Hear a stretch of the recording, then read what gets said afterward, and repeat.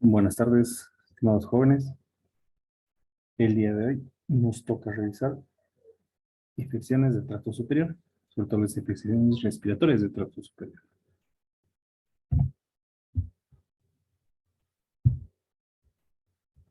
Comenzamos. Como una pequeña introducción, es importante tomar en cuenta que las infecciones de las vías respiratorias son una causa importante de mortalidad a nivel mundial. Se calcula que anualmente se pierden 4 millones de vidas por infecciones del tracto respiratorio.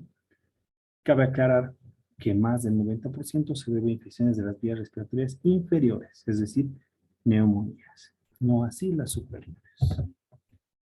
Por lo tanto, el hablar de infecciones del tracto respiratorio superior, debemos considerar que son patologías leves, pero la importancia radica en la incidencia de todas ellas, puesto que está presente en cualquier tipo de edad, en cualquier tipo de edades, y existe un alto riesgo de complicaciones.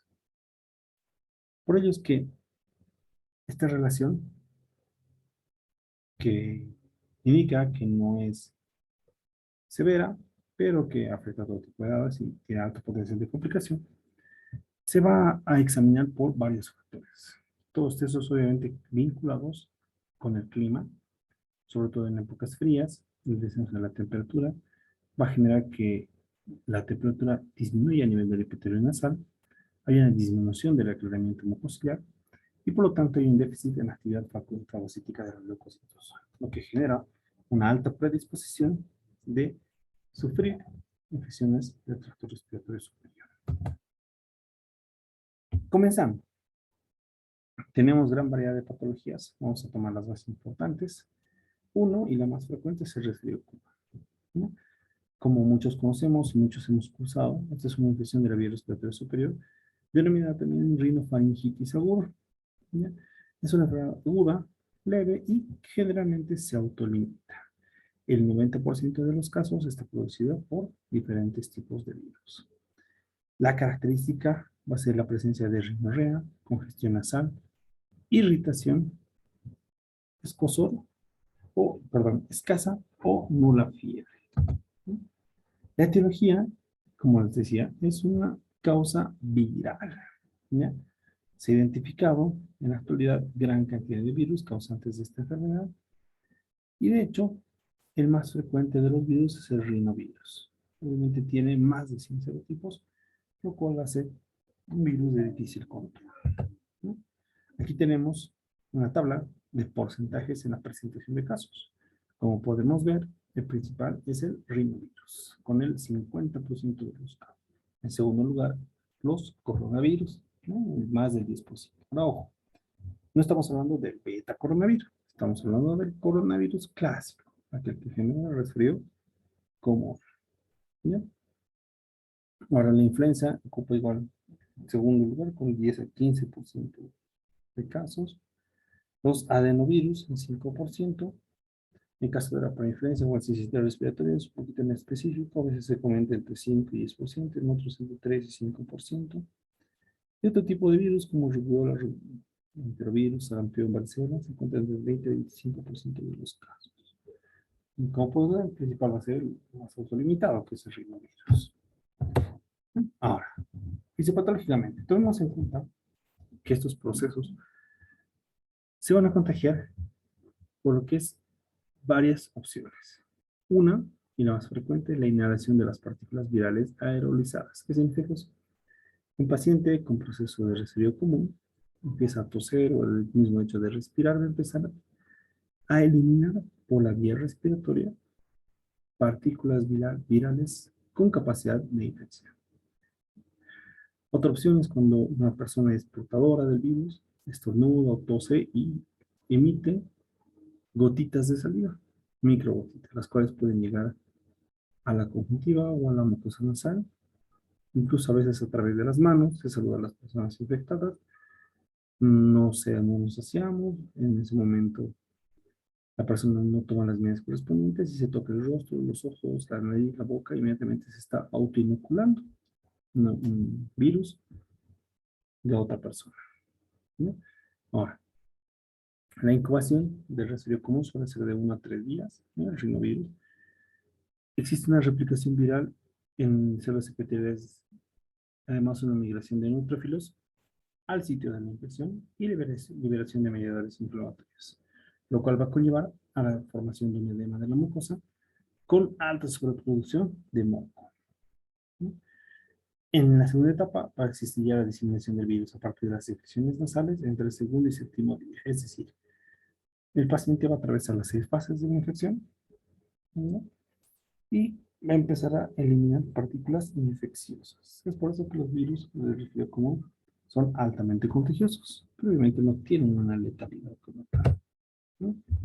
Clínicamente, importante tomar en cuenta que en niños y adultos hay ciertas variancias. En caso de los niños, la presencia de la rinorrea y el niño, obstrucciones nasales, estornudos, también puede presentar rinorrea mucopurulenta, dolor faríngeo, cefalea, tos, que puede ser seca y posteriormente productiva y con descarga posterior, es decir, retronasal, ¿no? Tomar en cuenta que pueden presentarse fiebre de bajo grado, pero asociada a mialgias, hiporexia, malestar general.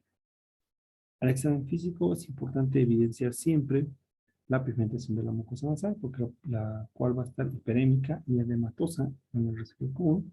Suele haber la presencia de eritemas conjuntivales e hiperemia faríngea. Además de, ocasionalmente, cuando existía sobreinfección, puede haber rinorrea verdosa. Generalmente en los campos pulmonares no se suele encontrar gran significancia. Alguna vez se pueden encontrar receptores de tipo Ronchus transmitidos. Estos síntomas van a durar de 5 a 7 días, pero la tos y la rinorrea puede durar incluso hasta 2 o 3 semanas. Por lo tanto, la tos es lo último que se va a perder. Dentro del diagnóstico, el diagnóstico se va a establecer con el cuadro clínico, es decir, preguntando al paciente, analizando el huésped, el probable agente, el medio ambiente y obviamente se da una consulta del antecedente epidemiológico, es decir, si ella está en contacto con personas con frío, trabaja con niños, adultos mayores, o trabaja en algún tipo de hospital. Segundo, el diagnóstico se puede hacer del virus causante, pero obviamente eso sería netamente con fines académicos, puesto que sabemos que el rinovirus va a ser el más probable, ¿no? Generalmente en estos casos no se necesita estudios complementarios, debido a que no nos va a generar un mayor beneficio, ¿no? Es un resfriado común, un resfrío, por lo tanto no va a haber una variación en la conducta, ¿no? Ahora es importante tomar en cuenta que debe realizarse la disquisición de los diagnósticos diferenciales.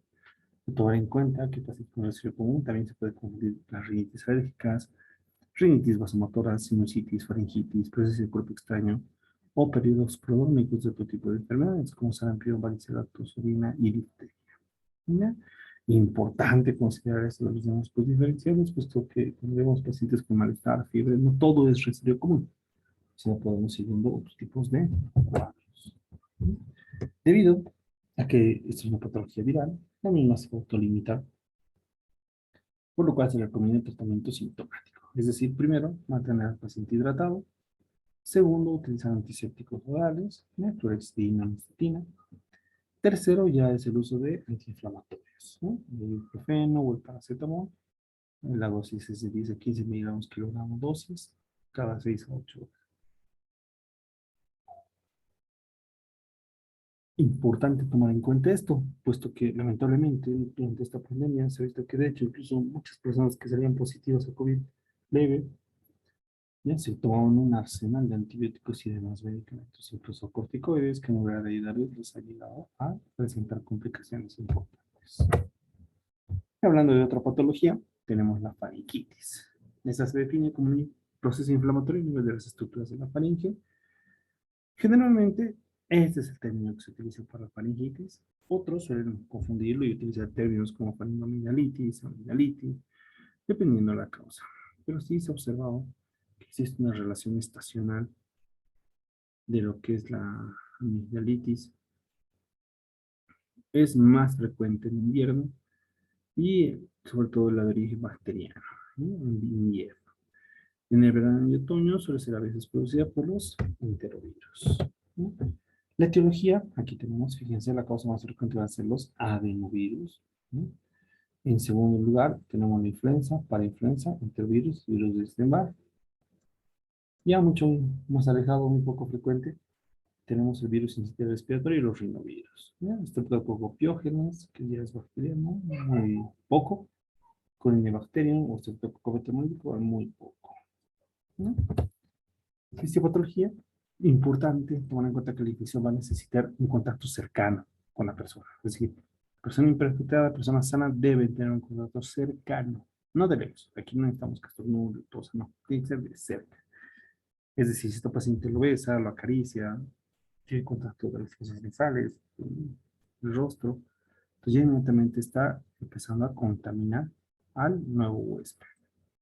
Entonces, hay que también considerar que cuando existe algún trastorno de base, como pacientes con rinitis alérgicas o rinofaringitis o nasofaringitis, suele esto fácilmente asociarse a un agente viral, lo que obviamente va a aumentar el cuadro de rinitis, va a aumentar la nasofaringitis y va a ir afectando poco a poco a la mucosa respiratoria.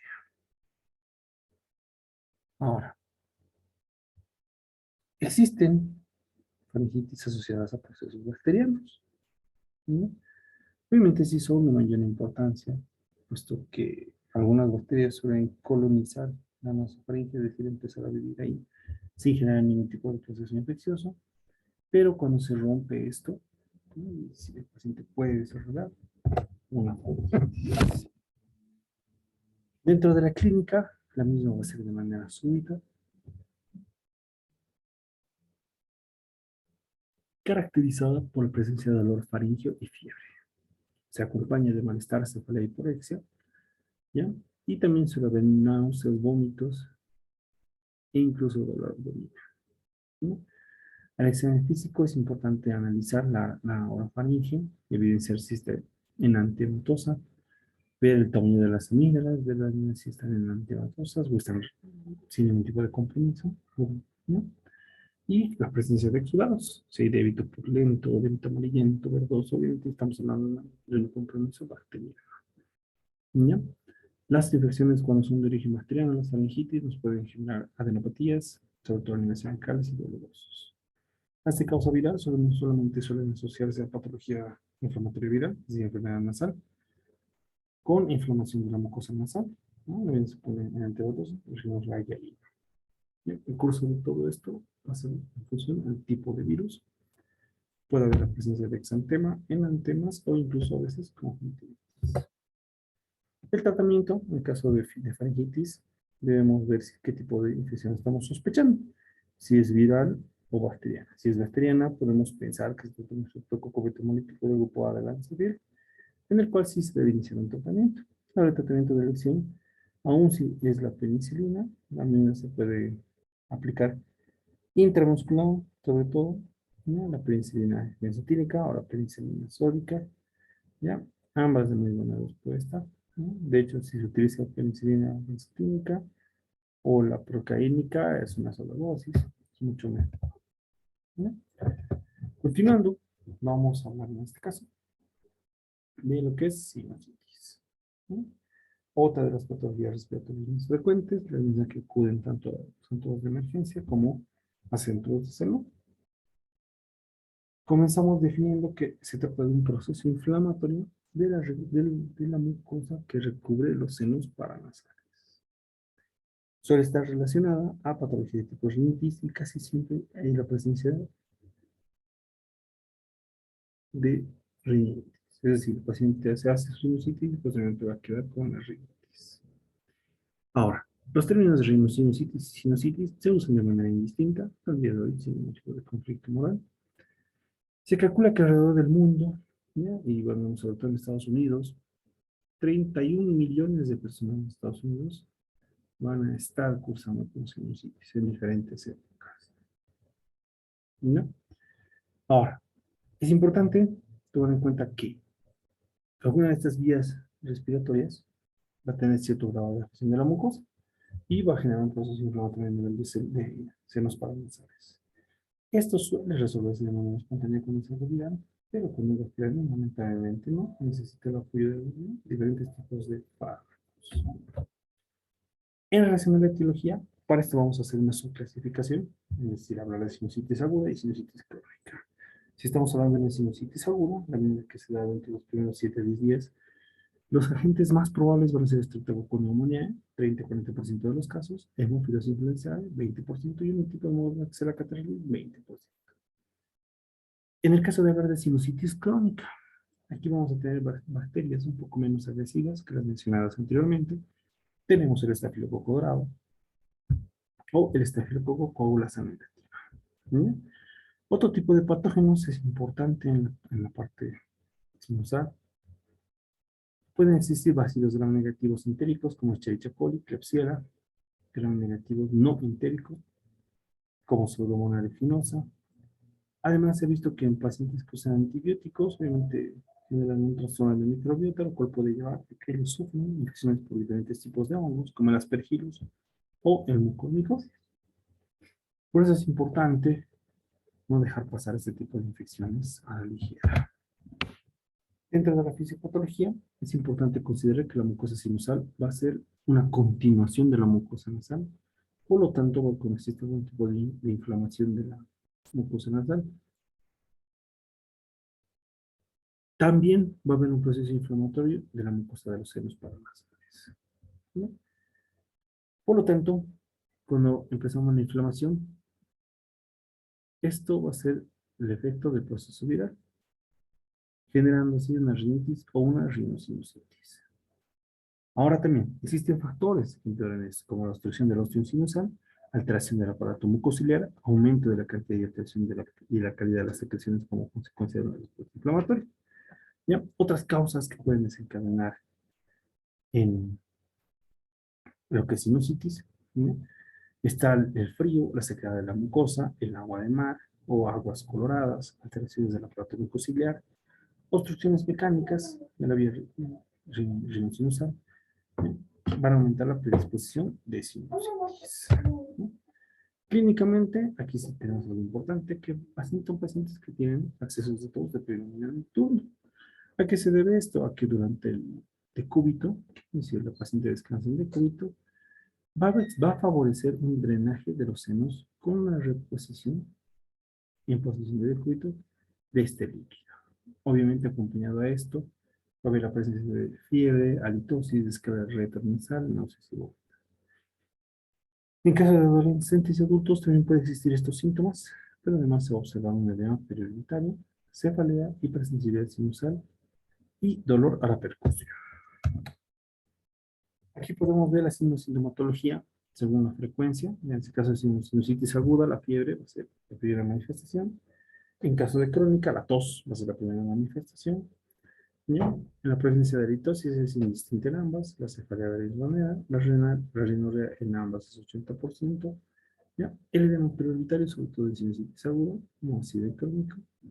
El dolor sinusal, de los puntos sinusales, va a ser más frecuente en la sinusitis aguda, ¿no? Ahora, ojo, aquí tenemos un dato importante. La crónica generalmente es bilateral, ¿no? En cambio, la unilateral, es decir, la afección unilateral va a deberse solamente a sinusitis agudas. Y la afección bilateral se da más que todo en pacientes con sinusitis crónica. Es que me olvida. Fíjense, aquí tenemos una imagen donde se señalan las flechitas. Esa es una tomografía de senos paranasales, donde estamos observando un engrosamiento de los cornetes y la presencia de un tipo de agente microbiano. Ya, con mucho cuidado eso. Ahora, hablando de la etiología y el tratamiento, es importante tomar en cuenta que si hablamos de sinusitis, el 90% van a ser por Streptococcus pneumoniae, Haemophilus influenzae y Moraxella catarrhalis. También puede ser por estafilococo dorado y Streptococcus pyogenes. Obviamente el tratamiento debe enfocarse a cubrir este tipo de patógenos, ¿no? Por lo tanto, para el tratamiento de la sinusitis, generalmente cuando es de origen viral, se utiliza hidratación, ibuprofeno y listo. Pero con esto suele ya complicarse con patología bacteriana, entonces no vamos a ver la necesidad de utilizar algún tipo de antibiótico. Por una opción en casos de primera infección es el uso de amoxicilina a dosis normales, de 40 miligramos por peso día, o algunas veces a dosis altas dependiendo de la severidad del cuadro, que es ¿Ya? Es importante que se pueda utilizar esta amoxicilina asociada o no a la penicilina, si es prima infección o no es prima infección. ¿Ya? En caso de que exista algún tipo de alergia a las penicilinas, se puede utilizar claritromicinas. Es decir, macrólidos. Utilizamos claritromicina, acitromicina, tetraciclinas como clindamicina o cefalosporinas de segunda generación, dependiendo de cómo vaya respondiendo el paciente. Si el paciente está respondiendo bien, entonces mantenemos la indicación. ¿No? Es importante tomar en cuenta el abuso de los antibióticos. No para todas las sinusitis de los antibióticos, solamente aquellas que sí lo requieran, ¿no? Es decir, cuando hay síntomas de fiebre o cuadros de complicaciones. Continuando con otra parte de nuestro tema, otro síndrome respiratorio de la vía alta, tenemos la otitis media, ¿no? Esto se define como una inflamación del oído, ¿no?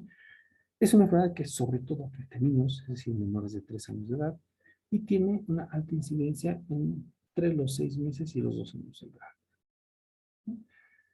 A nivel mundial, Estados Unidos describe alrededor de 24.5 millones de visitas a los pediatras por otitis media por año, ¿no? En México se registra aproximadamente 724.906 casos por año, ¿no? Para ver y tomar en cuenta que la otitis media no es algo grave ni severo, pero sí es bastante frecuente, ¿no? Como podemos ver, 3 millones es algo.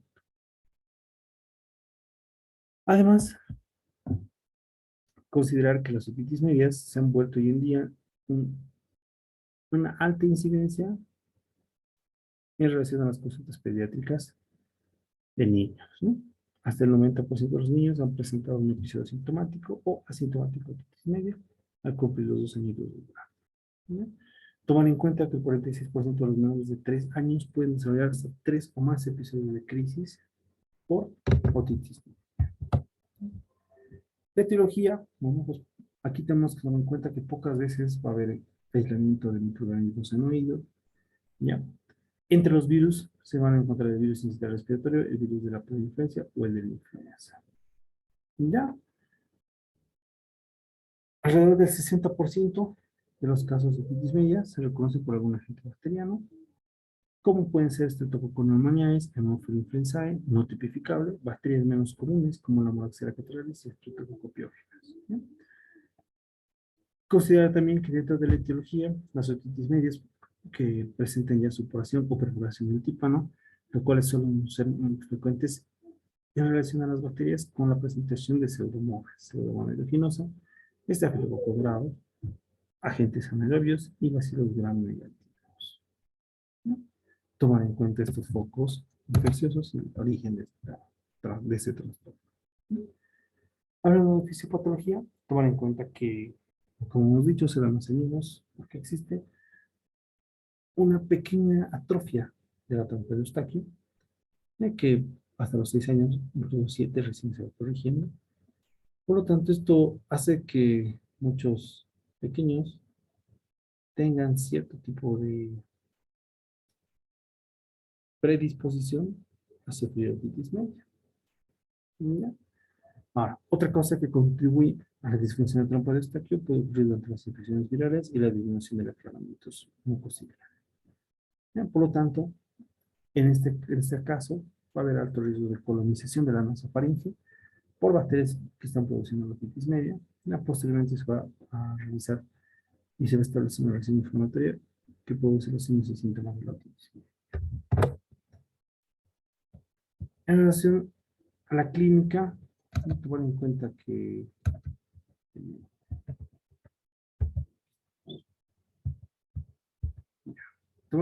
la clínica se caracteriza más por fiebre, malestar general y el dolor.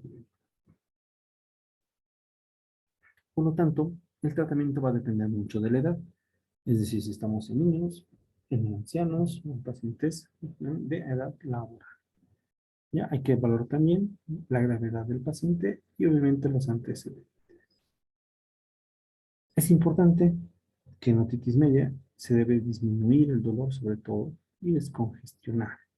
Por lo tanto, va a haber una aplicación de antihistamínicos, descongestionantes, antitusígenos y en algunos casos esteroides, quienes, a quienes debemos saber cuándo dar y cuándo no. Ojo, los glucocorticoides suelen ser buenas opciones terapéuticas, pero siempre y cuando se utilice correctamente.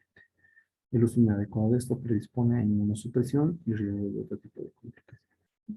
Por eso es importante que primero hagamos un tratamiento simplemente paliativo, es decir, dirigido hacia lo que estamos presenciando. Y en caso de que haya algo severo, una titis, sí debe acudir a un médico otorrinolaringólogo. Ahora bien, aquí tenemos una diferenciación del tratamiento. Como podemos ver, en pacientes donde no están graves, no se requieren antibióticos. ¿Bien? Cuando el paciente ya tiene datos de gravedad, es decir, hay algún tipo de compromiso, podemos utilizar lo que es ya los antibióticos, amoxicilina, amoxicilina en altas dosis, cefuroxima, claritromicina y eritromicina. ¿Bien? Tomar en cuenta también pacientes que ya hayan utilizado antibióticos, o sea, lamentablemente eso nos genera mayor complicación, al menos hasta ver nuestro cultivo, ¿ya? Porque fíjense que cuando el paciente deja el cultivo y ahí se logran aislar agentes bacterianos, y ahí el paciente está con un cuadro de otitis, por lo tanto el manejo va a ser sintomático y antibiótico terapia de 7 a 10 días, como hemos visto los diferentes tipos de antibióticos. Se puede utilizar la amoxicilina más clavulánico, la cefuroxima, ¿ya? Y en algunos casos el trexón, pero siempre hay que individualizar al paciente, ¿ya? De acuerdo al grado de severidad. Las complicaciones son un poco delicadas, puesto que podemos enfrentarnos desde procesos inflamatorios orbitarios, como el edema, el absceso subperióstico, el absceso orbitario, celulitis orbitaria y neuritis óptica, ¿no? A nivel intracraneal también puede haber riesgos de enfermedades infecciosas en el cerebrovascular. ¿Ya? Entonces es algo que hay que tomar en cuenta que los pacientes, por más que estén cursando un proceso infeccioso leve, tienen un alto riesgo de complicarse. Ya las osteitis, la vía respiratoria con exacerbaciones de periodos de asma, bronquitis o síndromes sinopulmonares. Entonces hay que tener mucho cuidado con las complicaciones propias de lo que es la otitis media. ¿Sí? Bueno, agradeciendo su atención, hemos visto ya todos los procesos infecciosos del tracto respiratorio superior. Recordemos que van a ser cuadros que no son altamente agresivos, pero sí tienen alto riesgo y potencial de complicarse. Muchas gracias a todos por su atención. Espero haya sido de su agrado. Cualquier duda, pregunta, comentario, no se olviden, los tengo esperando en el correo. Tengan todos muy buenas tardes.